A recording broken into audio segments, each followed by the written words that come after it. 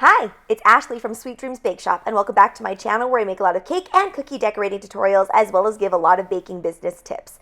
If you're wondering why my sugar cookies today have all of these little flecks in them, it's because I added sprinkles and I also added cotton candy flavoring.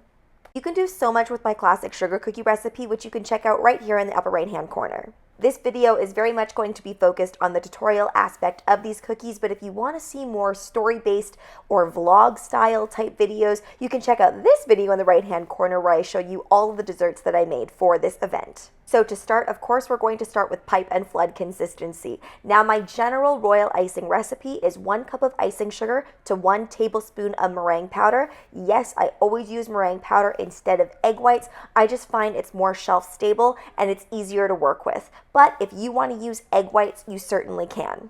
Now, after that, of course, you need to add in some water. So add in about a tablespoon at a time until you get the correct consistency. Now, the correct consistency for me means that it's going to flood the cookie without flooding over the edges. This is where most people go wrong and the icing starts flooding off of the edges of the cookie. Do not keep going. You're just going to get frustrated, and even if you can wipe it off of the sides, it will never stay on the cookie like you want it to. So it's better to just scrape off the cookie completely and then re-whip that royal icing. By the way, whipping that royal icing will also make it so that it actually stays on your cookie. Of course, if you've added too much liquid, then you're going to need to add in more meringue powder and more icing sugar.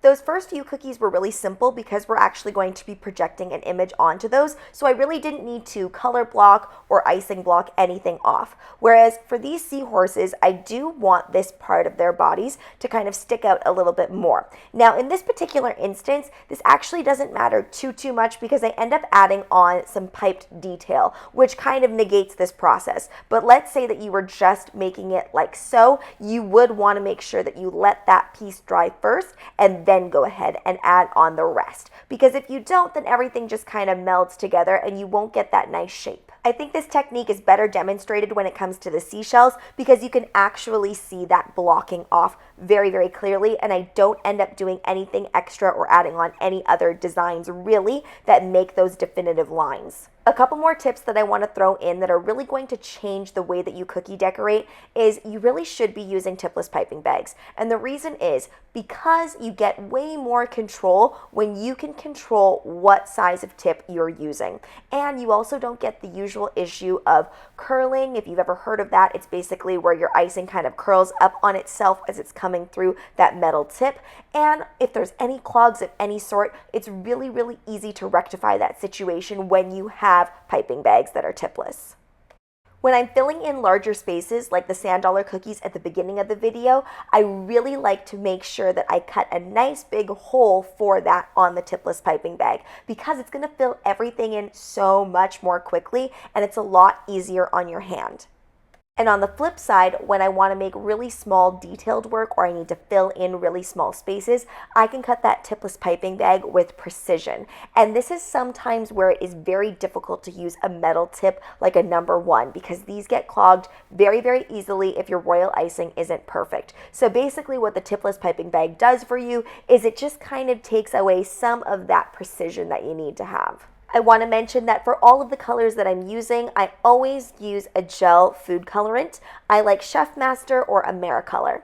Now, for this orange detailing here, what I did was I thickened up my royal icing quite a bit, and in doing so, I always add a little bit more meringue powder than I do icing sugar. If you only add in icing sugar to thicken things up, it loses some of that airiness, and then it becomes very paste-like, and it's really difficult to pipe. You will get frustrated as inevitably your piping bag will probably burst on you. So when I'm doing these details here, especially when it's a nice big curved detail like this, I really lift that piping bag up and I have even pressure as I'm squeezing. And then when I want to let go, of course, you need to stop squeezing. I say this in all of my videos. If you've watched my tutorials, you hear me say it every time. But when you want to end off on something, you just need to stop squeezing. I should also mention that it is very important that all of your layers are dry before you add on details.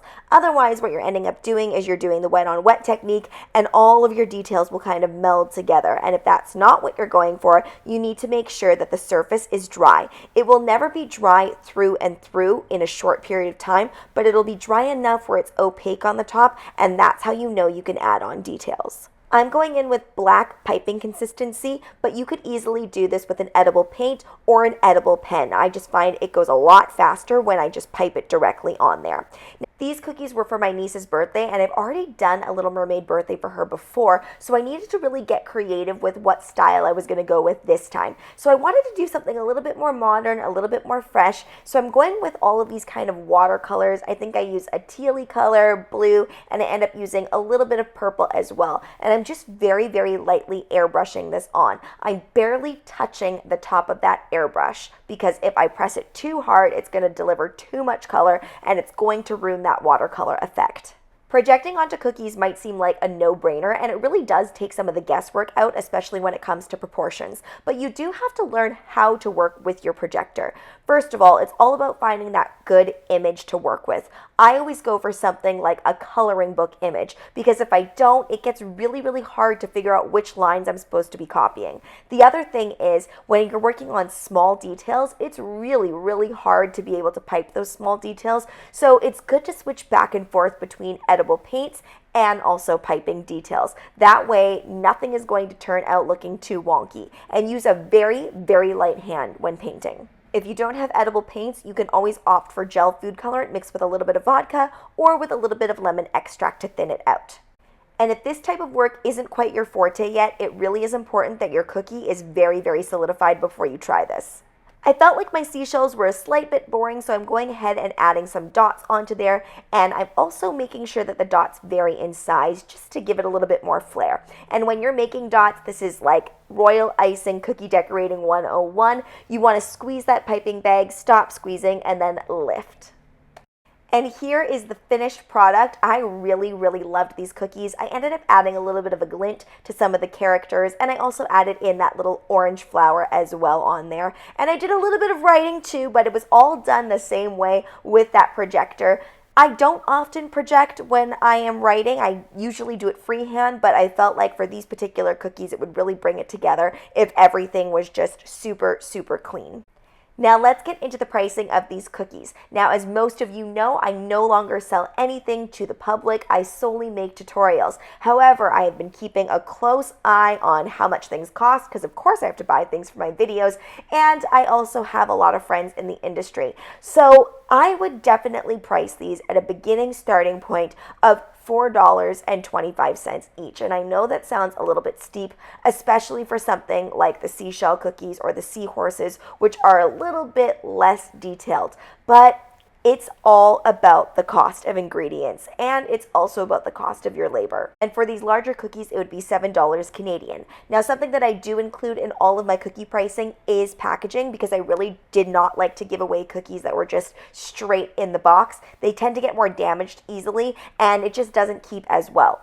You always have to keep in mind that geographically things are going to be very different, but my starting prices before used to be about $3.50 to $3.75 when I first started, and that was like 10 years ago. So although $4.25 Canadian per cookie sounds like a lot, it really isn't that big of a jump considering how much everything has jumped up.